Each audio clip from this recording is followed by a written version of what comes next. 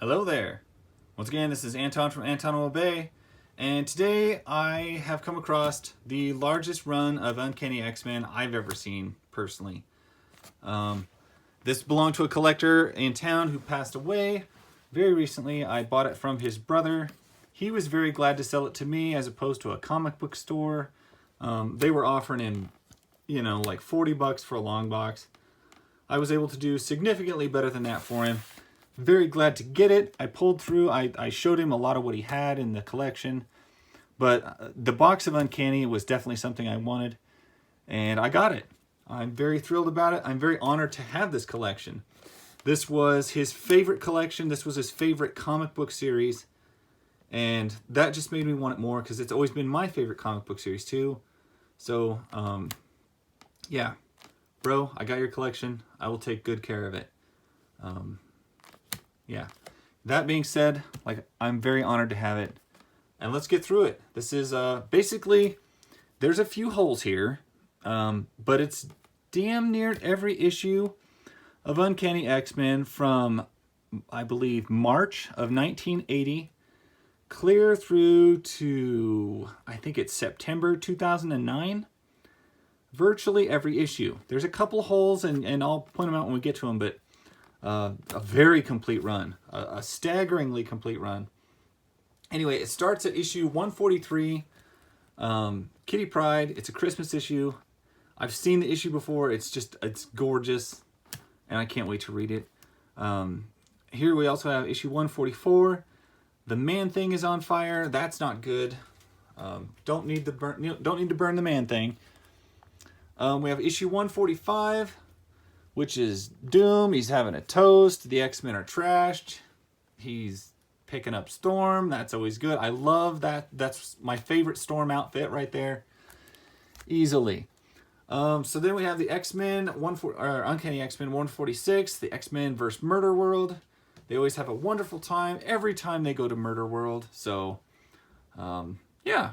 I do not remember Havoc wearing that goofy costume, though. That's nuts. Issue 147.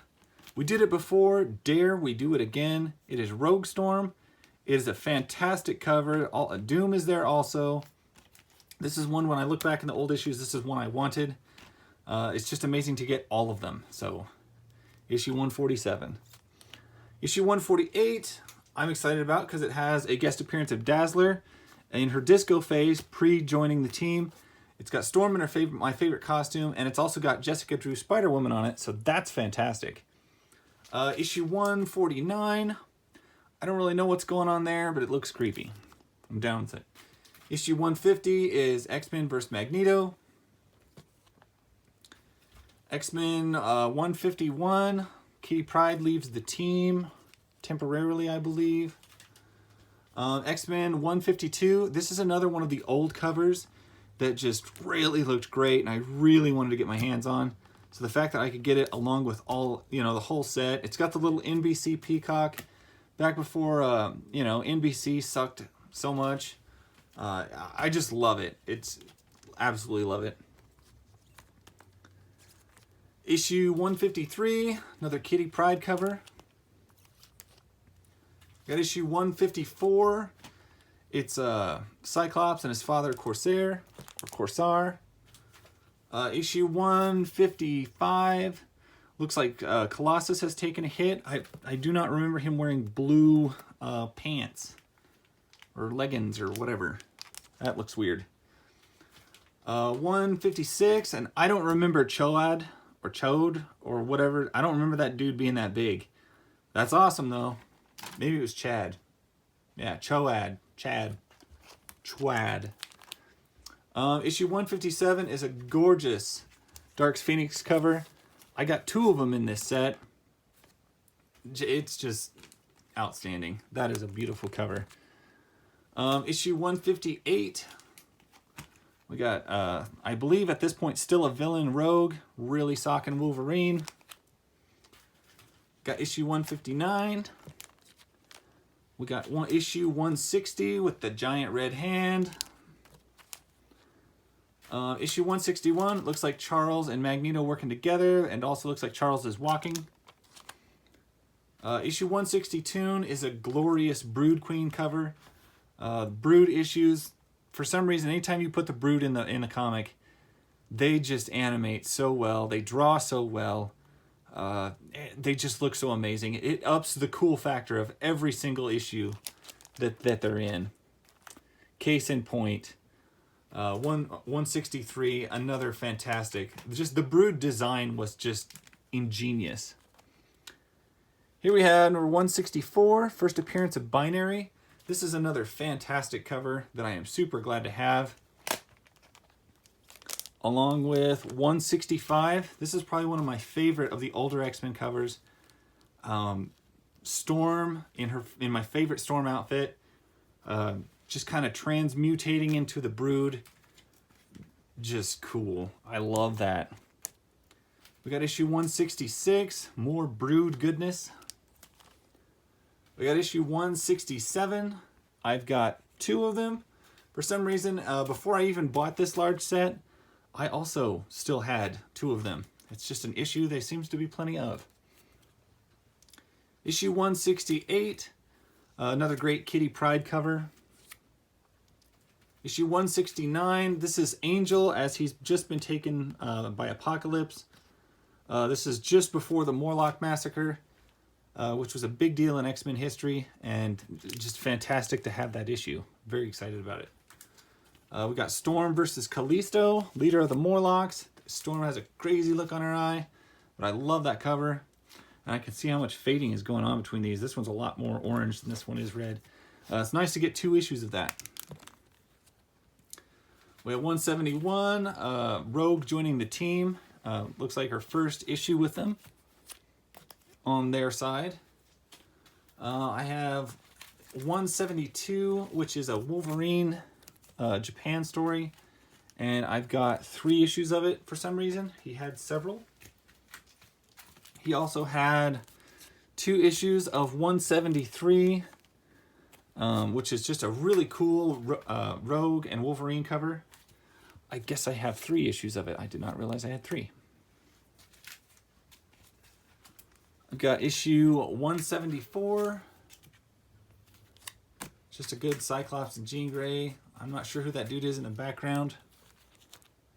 We got issue 175, 20th anniversary. He had 2 of those. He had the direct market edition and the newsstand. That's kind of cool. Issue 176, Cyclops. Looks like he's tangling with a giant octopus. 177. Wolverine apparently stabbing a teammate or something. A common reoccurrence that kind of happens numerous times throughout the X-Men stories. 178. I also got 2 of those. Those are both newsstand editions. X-Men vs. the Brotherhood. Issue 179. I believe it's Leech or it's Leech or Caliban. I can't remember, but they're marrying... I want to say it's Dazzler, or not Dazzler, Shadowcat, but I'm not positive. It's a Morlock issue though, so. Got Uncanny X-men 180. And something I was going to point out, which I haven't, this is issue 181. A lot of these don't have the Uncanny call out on the top. It's just regular X-Men. Regular X-Men hadn't made it yet, so that's the deal with that. I just thought it was cool that these were old enough they didn't have to do that. Issue 180's got Lockheed on the cover. That's always good. Issue 182, this is just a fantastic Rogue cover. I'm not a big fan of that particular outfit or that hair, but for the time, it wasn't that bad. Issue 183, it looks like a mall fight between Colossus and Juggernaut. And now that I'm looking at Juggernaut in his yellow pants, this is reminding me a lot of the Deadpool 2. Hadn't thought of that. Issue 184. Issue 185. Rogue becomes evil again. Issue 186. There's quite a few Storm Forge covers, and I just don't like Barry Windsor-Smith's art. This is, and I apologize to any Barry Windsor-Smith fans. I just don't like it. To me, it looks like you took the regular characters and shriveled them down in a food dehydrator, and now they're beef jerky. This is Beef Jerky Storm and Beef Jerky Forge. I just don't like the art, and my bad, but it's just not my thing. So there we have 187. I've seen that cover. It's a good cover. I like it. 188. So you got a lot of pink going on. 189. It looks like Celine, if I can remember her name. I think it was Celine, or the Black Queen. 190. I don't know what's happening, but you know, nice hat. 191. You got Vision. And 192. It looks like Warlock is kind of on the rampage at the moment. 193 is a special double size issue, and it looks like Warpath, or I can't remember if it's Warstrike. Anyway, one of them is back in this issue. 194 looks like Rogue is absorbing quite a few people's powers, and we got Nimrod raising hell with Juggernaut. 195 reoccurring theme: Wolverine maybe gonna stab somebody. 196, he's definitely gonna stab somebody. I don't know about that outfit. That looks kind of gimpy to me. I don't know. I'm not into. I don't. I think that was Rachel before she took her mask off. I don't. It wasn't my favorite outfit idea. 197, another appearance of Doom. 198, another Barry Windsor Smith cover. And forgive me, I do not like it. But he apparently did love to draw Storm, because he was always in on these Storm covers. He was just always show up and draw Storm with her mohawk. And we have issue 199. I believe that's Rachel. And there we have issue 200. And at that, so they don't get too thick, I'm going to go ahead and pull them down.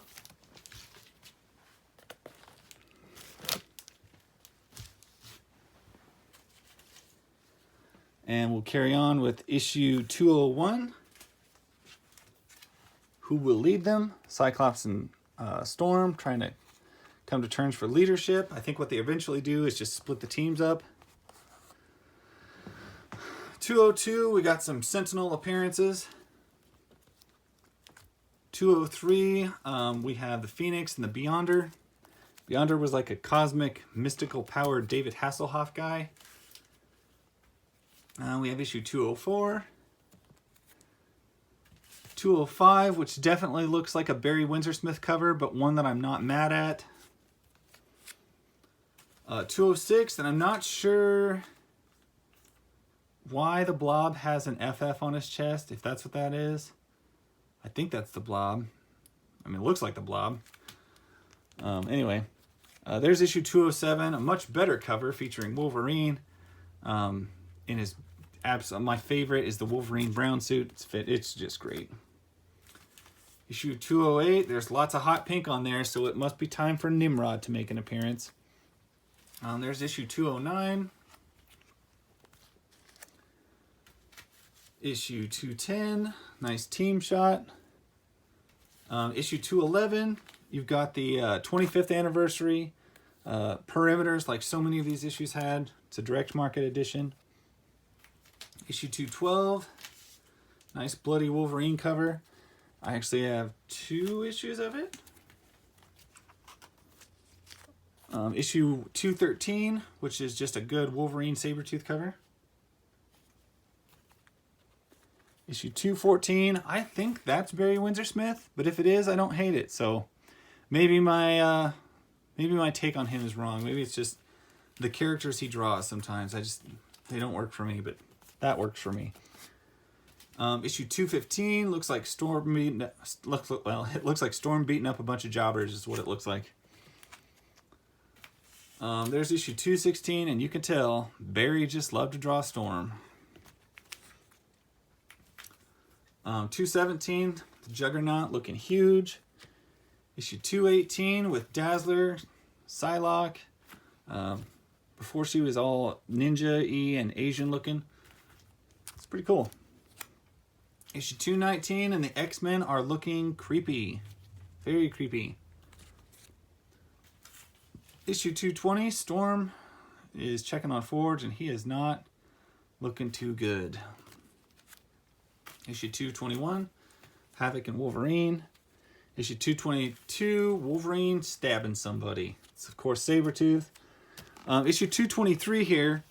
This is one of my favorite of the older covers too.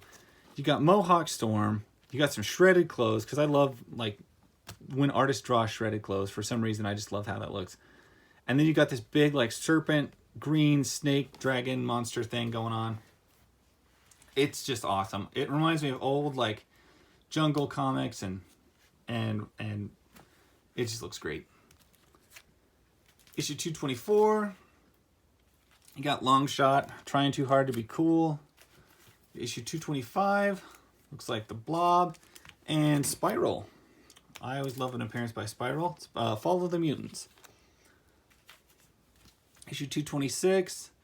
It's the X-ray edition, I guess, and it is Fall of the Mutants also. 227, Storm and Leadership Role. This is also Fall of the Mutants. 228, Somebody Has Died. I'm not sure who. We'll figure it out. Issue 229. Issue 230. I don't remember what these things are. Longshot's throwing.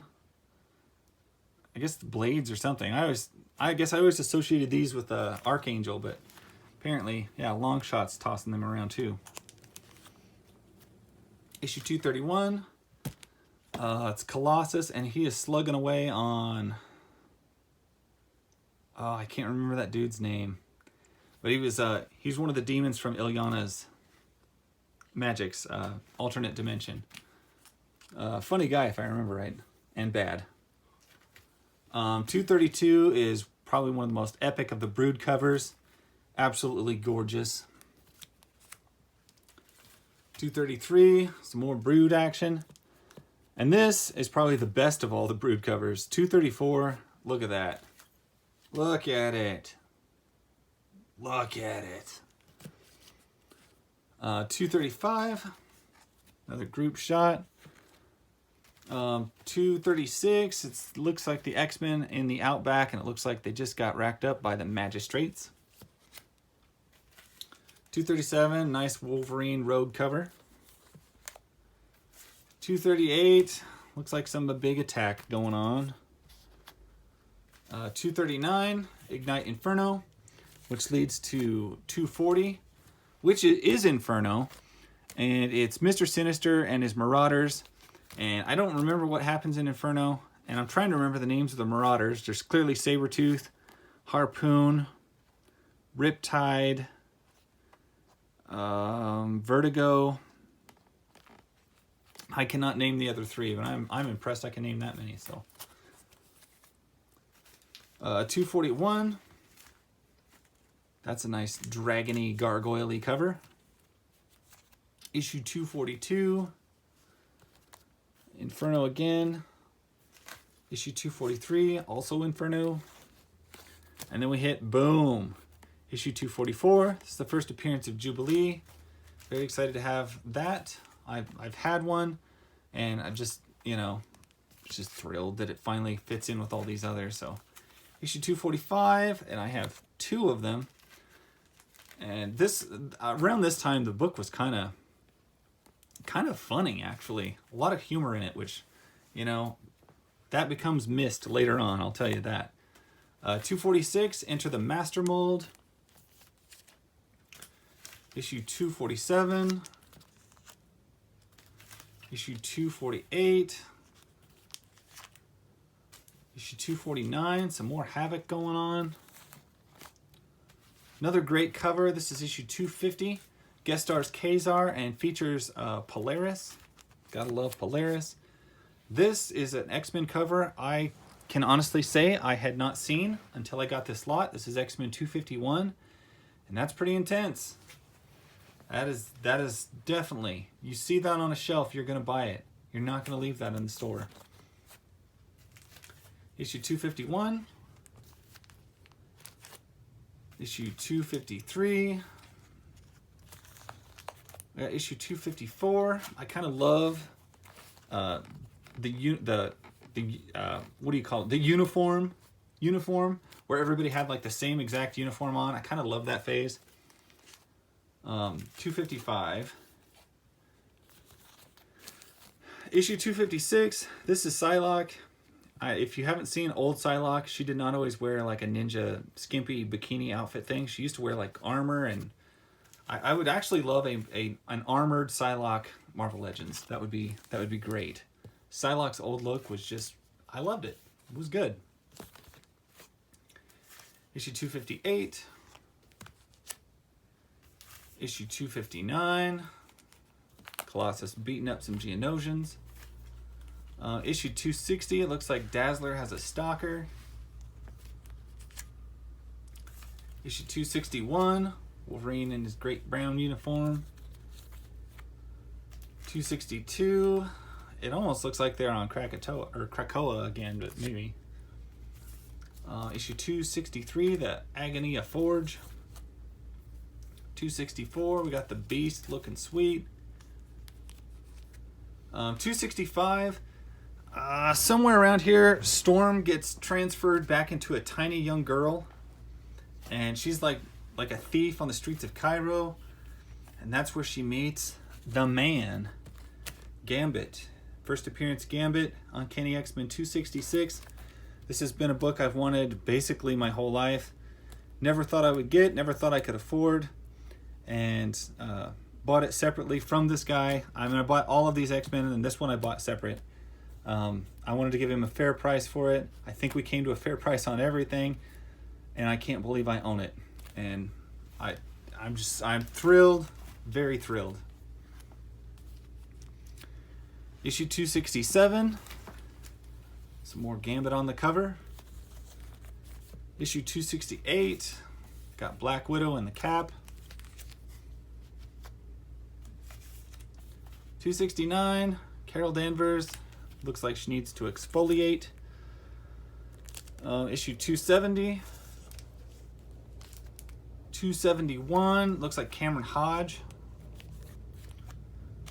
272, another Extinction Agenda. 273. 274. I absolutely love Rogue in the Savage Land. Just shredded clothes, hanging with Kazar. She buddies up to Magneto. It was a classic thing. I love Rogue's Savage Land outfit because they started doing her with the big 90s hair too. I loved it. Issue 275. Now I know I just said recently that I love the uniforms. However, they do not look right on Wolverine, and they should never put him on him. For some reason, it just doesn't look right. He's not the kind of guy who would wear a uniform. So putting him in a uniform that everybody else is wearing doesn't fit for me, I guess. But with that, I'm going to pull these down because we're getting an awful lot of them up there. I got to make room. And we'll pick back up with issue 276 and issue 277. Those sitting in there nicely. 278, In the Grip of the Shadow King. Looks like Guido. Issue 279, Colossus trying to kill Xavier. Issue 280. Issue 281, A New Team is Born.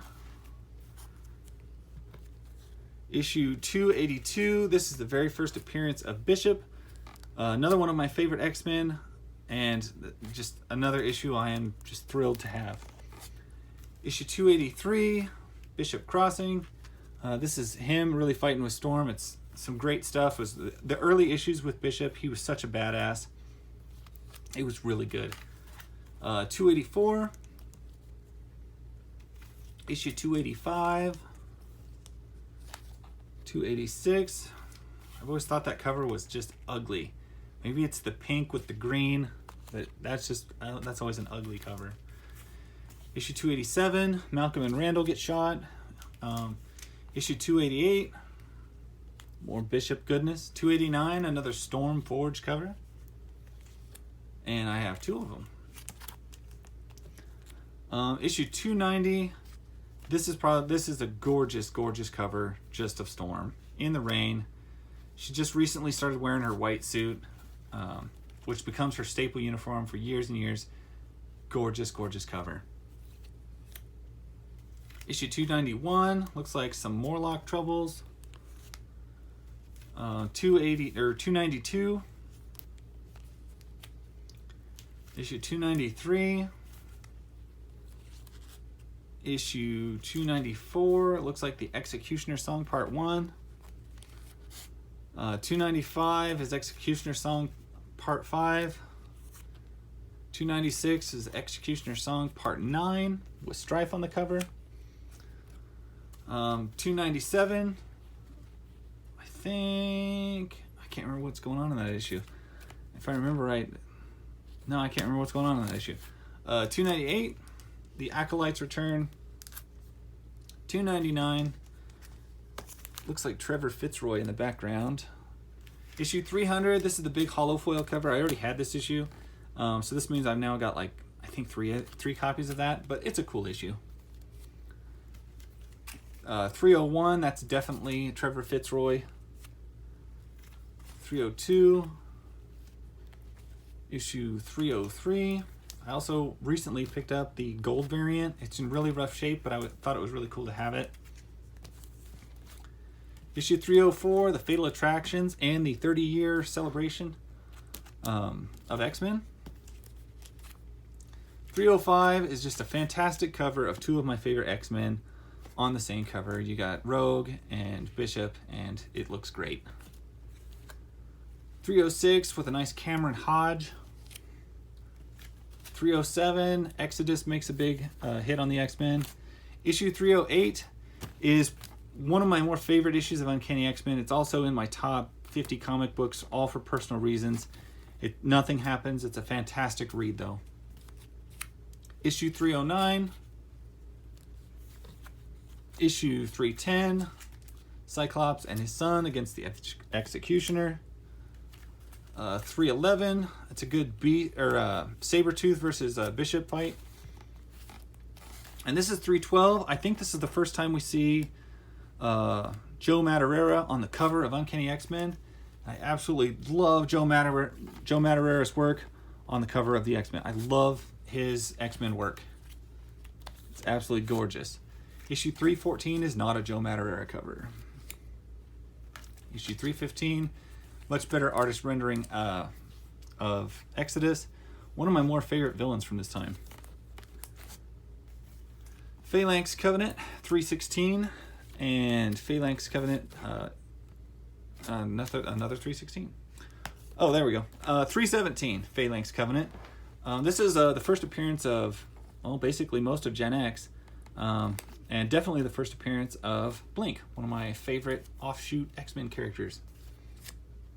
Issue 318, Jubilee leaves the team and goes to join Generation X. Issue 319, another cover that I don't think looks very good, but it's there. Legion Quest number 1 and Legion Quest number 3. Issues 320 and 321. This is the build-up to the Age of Apocalypse, and it was a fantastic storyline. Easily one of the greatest events to happen in the history of the X-Men. And this is issue 322. This happens to be the very first issue of Uncanny X-Men I bought off the newsstand, and my introduction. And this is immediately following Age of Apocalypse. So, needless to say, I was kind of lost. It doesn't help that there was also like 3 or 4 different artists in this book. So you get 2 pages are the same, the next 2 pages are different, the next 2 pages are different. Very, very weird. Another Joe Madureira cover, 232, or 323, sorry, my bad. 324. 326, another beautiful Joe cover. And then this is 335. Or no, I can't remember what issue this is.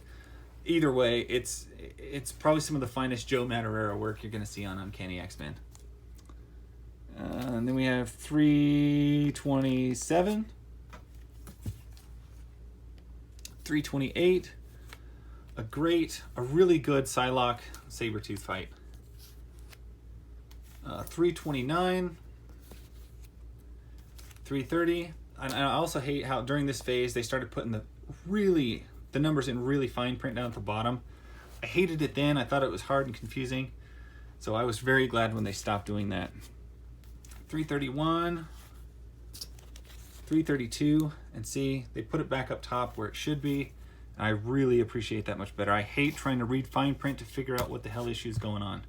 That was a bad idea. That was a bad idea at the time. Issue 333.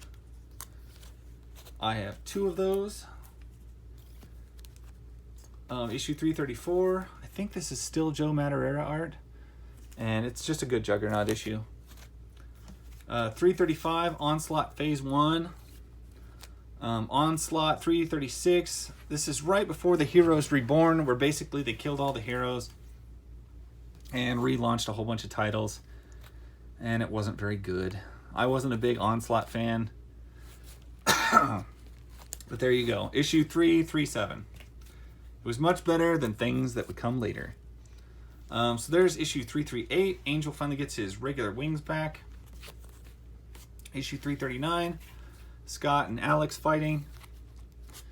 Issue 340. Issue 341. I absolutely love Gladiator, so I was always, always jazzed whenever I see a comic with him in it. Issue 342. Issue 343 and 344. And I actually really liked this yellow and purple outfit that Rogue started wearing. I thought that looked really cool. I was just a big fan of it.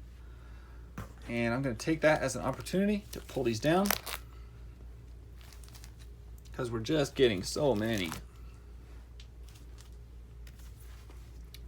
And that picks us back up with 345 and 346. I really, really liked the new character, Maggot. I felt it was a shame that they never really seemed to utilize him. And I don't know if he left and went to another book or what they did with him, but he was there for a while and then he went away. And they also made a pretty big deal about Marrow for a while, and then she went away. And she was another character I really appreciated. There's 347. Issue 348. 349. Some more Maggot cover. Issue 350. The big spectacular double-sized thing. Dr. Celia Reyes joining the X-Men. Issue 351. I remember that. Issue 352. 353. 354. And this is getting around the time where I think they were going to start making Wolverine look really stupid. Or maybe they'd already started doing that, where they took, like, he didn't have a nose and he had bone claws, and yeah, it wasn't good. There's 355. Great cover with them against Alpha Flight. It's always good when those guys run into each other. 357. Issue 358. I really loved the dynamic between Deathbird and Bishop. She was not a very well developed character at this point, and this little series of them together really, really, really brought her up in my eyes and made her cool. There's issue 359. Issue 360. And I don't really know what's going on with that, because I don't remember reading that issue. 361, The Return of Gambit. 362, Fan Award Wizards, 1998. Well, sure. If you can believe what Wizard said, then yes. But it actually was a hot book in 1998. So there's issue 363. Issue 364. 365, Colossus plagued by the ghosts of, I believe, his dead sister. 366. And we have a gap. I think this is the first gap we've seen in quite some time. It jumps from 366 to 369, and I don't believe I have the issues in between. Then we have issue 370. 371, looks like Warlock, or Douglock, as I believe he was at this point. 372. 373, it looks like Rasputin, Mikhail Rasputin beating the hell out of Marrow. That's not cool, bro. Not cool. 374. 375, a giant-sized anniversary issue. 376, the 1999 Wizard Fan Award winner, Apocalypse the 12. 377, which is another Apocalypse the 12 issue. 378. Issue 379. Issue 380.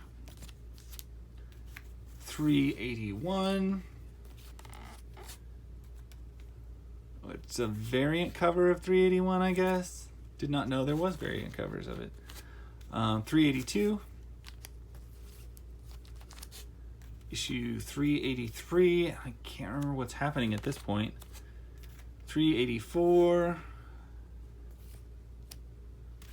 385. And I remember these call-outs. The comic that inspired the X-Men movie.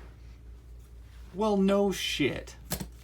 It's like, what other X-Men inspired the movie? Come on. That was a dumb call-out. 387.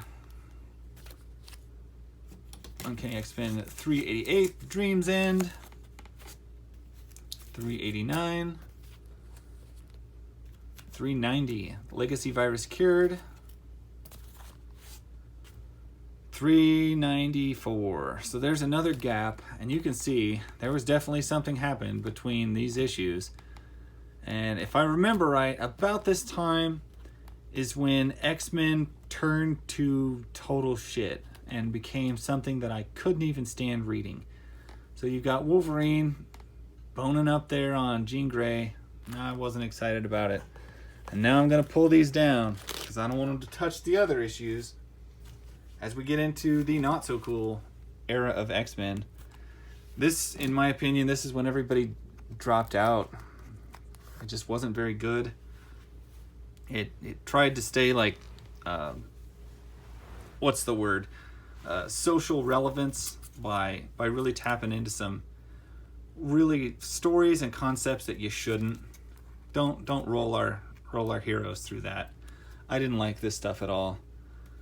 This is Poptopia, and to be specific, this is X-Men 395, 396, 397, 398, and you can tell they don't even look like X-Men. It doesn't even look like the book looked even just 6 months ago. It looks completely different. It is completely different. It's not nearly as likable. There's issue 399. Somewhere around in here is when Cyclops started cheating on Jean Grey with the White Queen, Emma Frost, and it wasn't good. That's not what we were looking for. Issue 401, 402, 403. I will hand it to him. That's a really good cover. Issue 404. Uncanny X-Men 405. 406. That's another cover that is not so bad. Issue 407. Issue 408. I can't remember this character, what her name was. All I remember is that she would secrete pheromones to basically turn people on, was what her power was. Yeah, you can write great plots with that. Issue 409. We got issue 410. 411. 412. And I think this was the story arc where Nightcrawler, a church tries to kill him, even though, he's gone to that church forever, and, he's a Christian, but now he's not a Christian because it's all lies or whatever. It just wasn't cool. It didn't fit the character. It didn't fit the narrative, and I didn't like it. And I wasn't the only one. People really weren't into this era of X-Men. Most of these I've gotten out of bins, quarter bins and stuff. This also featured the amazing She-Hulk and Juggernaut having sex. Yeah, because that's what everybody wanted. Issue 317. It was somewhere around here. I can't remember where, but this was not a good phase for X-Men, and there was just so few people reading it at this point. I know a lot of me and all my friends just, this is where we just dropped out. We're just like, yeah, we can't do this. This isn't what we signed up for. 319, 320, 321. So as I say all that, I do want to commend I do want to commend the guy who stuck with it and bought all of these. He never wavered. Maybe he wasn't reading them as religiously as he used to, but he did buy and keep collecting through the ugliest period of X-Men history. And because of that, you know, he got back into where it was halfway readable again. And so yeah, I want to make that note. There's 424, 425, 426 with an amazingly cool cover. 427 with another pretty darn cool cover. 428, that's not a bad Nightcrawler cover. Draco Part 1, 429. The Draco Part 2, that is a gorgeous Juggernaut cover. Issue 431. I have 2 of those. Looks like I have this whole Draco line. I am not sure who that is because the characters look so differently at this point. But there's 432 and 433. Draco Part 6 and 434. She Lies with Angels, 437. 438. Another pretty cover. 439, it looks like Husk. Issue 440. I think this is the, if I remember right, this is Husk and Angel affair deal that they had going on.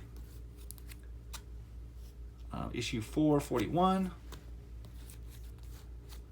442, it looks like Zorn. 443. 444, that's actually a really cool cover. It's just Nightcrawler's tail. 445, beautiful kind of a retro cover at this point, I guess. 446, Uncanny X-Men 447. There is a classic looking cover of 448. It's just a hairy-chested Wolverine with his knives out. It's great. Uncanny X-Men versus X-23.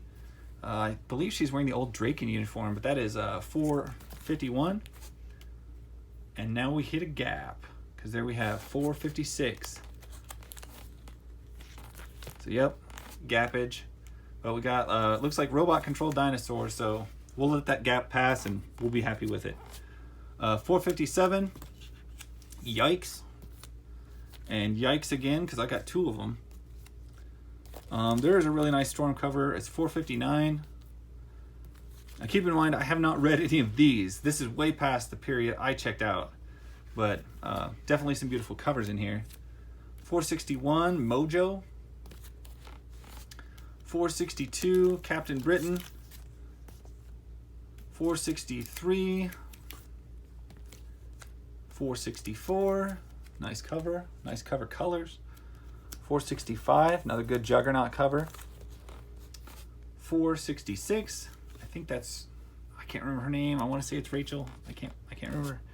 467, this is Decimation stuff going on. That's another beautiful cover. 468. Issue 469. Issue 471. 472. 473, and we are back into some outstanding cover work. That is gorgeous. 474, issue 475, 476, and these are the rise and fall of the Shi'ar Empire. 477, there's some beautiful, beautiful paintwork on that. Or maybe it's digital. Who can tell anymore? 479, issue 480, and he's messing with my man Gladiator. That's not cool, bro. Not cool. 481, Issue 484, still the rise and fall of the Shi'ar Empire. And there's another, that's fantastic. We got Death Bird on the cover. Issue 486. That is an outstanding, beautiful Storm cover. 487. 488. 489, and I keep saying it, but I haven't seen a lot of these covers, so for me to see some of these digital covers and be really blown away, I mean, I haven't seen them before, so it's a big deal to me. Like I said, this is so far after I have stopped reading that it's amazing for me to even see these. There's another just gorgeous, gorgeous rendering. Endangered Species, Uncanny X-Men 491. 492, Messiah Complex. 493, Messiah Complex, Chapter 6. Chapter 10. We have another small gap. We have 496, because we're missing 4. Oh, wait, there it is. 495. We're not missing it. It was just slightly out of order. 497, kind of a funky cover. Then we do hit a gap again, and we hit issue 500. Issue 501, and I do want to point out that 500, that is a beautiful cover. Very, very, very good. 502, Uncanny X-Men 503, and it blows my mind to even be saying these numbers. 505, 506, 507, 508, 509 is another just fantastic cover. We got issue 510, 511, and I can see why these covers were so good. These are just really good stuff. This is not. I don't really care for that. Issue 512 and issue 513, and literally that is what I got in the collection. I also have, and I got these separately. I didn't buy them from the lot, but I'm going to throw them in the end. I have issue 528 and I have issue 529. And that is all the Uncanny X-Men I have. That is a staggering amount of Uncanny X-Men. I can't believe that I was able to purchase this. It has all of its keys in it. It's to die for. It is a gigantic pile of a comic series I never thought I would have this much of. And I want to thank the guy who sold it to me. I want to thank the collector who collected it, and God rest his soul. I'm still in awe that this is something that I own now, and I want to thank my wife for letting me spend the money on it. So anyway, that is like X-Men from 1980 to 2009, and I thank you guys for watching. That's my story, and I will catch you guys later. Bye.